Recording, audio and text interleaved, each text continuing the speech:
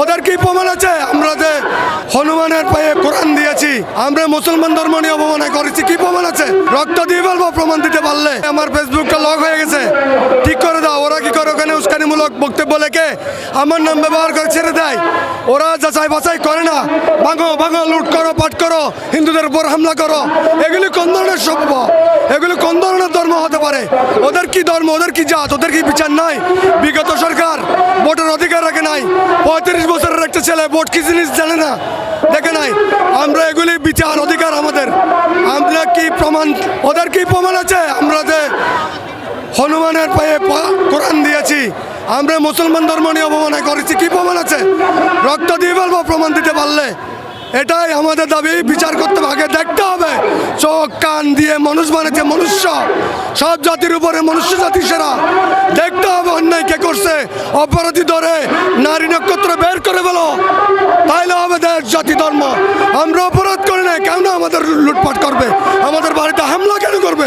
প্রতিবাদ চাই, রক্ত দিয়ে ফেলবো, শেষ। যারা উস্কানি দিচ্ছে, যারা করতেছে, এদের কোনো ধর্ম নাই, এদের কোনো মসজিদ নাই, এদের কোনো মন্দির নাই, এদের কোনো গির্জা নাই। ওরা 10 টাকা গ্রামের পয়সা দিয়ে একটা ইট দিয়ে মসজিদ তৈরি করে নাই। যদি গ্রামের পয়সা দিয়ে একটা মসজিদ তৈরি করে, সে কোনোদিন হিন্দুর মন্দিরে আক্রমণ করবে না, বৌদ্ধ মন্দিরে আক্রমণ করবে না, খ্রিস্টান গির্জা আক্রমণ করবে না। গ্রামের পয়সা দিয়ে যারা গোসল করে, তারা কোনোদিন অন্যায় করবে না। এদের বিচার করতে হবে, প্রকাশ্য ফাঁসি দিতে হবে। কোরআনী শাসনের মতো ওরা কোরআনী শাসনের কথা বলে, ওরা কোরআনী শাসনের কথা বলে, কিন্তু কোরআনকে অবমাননা করে, ধর্মকে অবমাননা করে। কোনো জাত নয়, কোনো ধর্ম নয় ওদের চিহ্নিত করে এক লাইনে প্রকাশ্য ফাঁসি দিতে হবে। আমার দাদু মাস্টার দাসুজ্জ সেনের পক্ষে ছিল, নেতাজি সুভাষের জন্য মান্দালয় জিয়ালয় আমার দাদু মামলা লড়ছেন। হ্যাঁ, উত্তরাধর, আমার দাদু ছিল উত্তরাধর। 85 থেকে 90-এর ইতিহাস আমার দাদুর নাম লেখা ছিল। জমিদার প্রসন্ন বাবুর পদ্মারের নাতি আমি, আমাকে মারুক, কোনো সমস্যা নাই, মরতে রাজি আছি, কিন্তু দেশ স্বাধীন করে দেবো। এটা বাংলাদেশ না, আমার দেশ, আমার জন্মভূমি।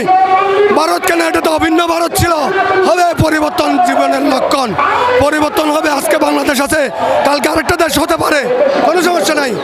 আজকে বাংলাদেশ, কালকে আরেক দেশ হবে। কিন্তু আমরা তো রক্ত দিয়েছি, আমার মা বোন রাজ্য দিয়েছে, আমরা জায়গা দিয়েছি, আমাদের জায়গা শত্রু সম্পত্তি হবে কেন? মুসলমানরা দেশ ত্যাগ করলে ওরা নাতিপতি সম্পত্তি পায়, হিন্দুরা চলে গেলে দেশের শত্রু হয়ে যায়। আমাদের হিন্দুর টাকা নিয়ে যাবে, কতফসিল মামলা। প্রতিবাদ চাই, কেন কতফসিল থাকবে? আমাদের দাদুর সম্পত্তি আমরা পাবো, এটাই দেশ বাঁচিত হবে। এগুলো কোন ধরনের আইন, কোন ধরনের বৈষম্য? সরকারে প্রতিদিন বলবে বৈষম্যমূলক দেশ, অসাম্প্রদায়িক দেশ, প্রতিদিন সাম্প্রদায়িক চিহ্ন দেখা যায়। এটা কোন ধরনের অসাম্প্রদায়িক দেশ হতে পারে?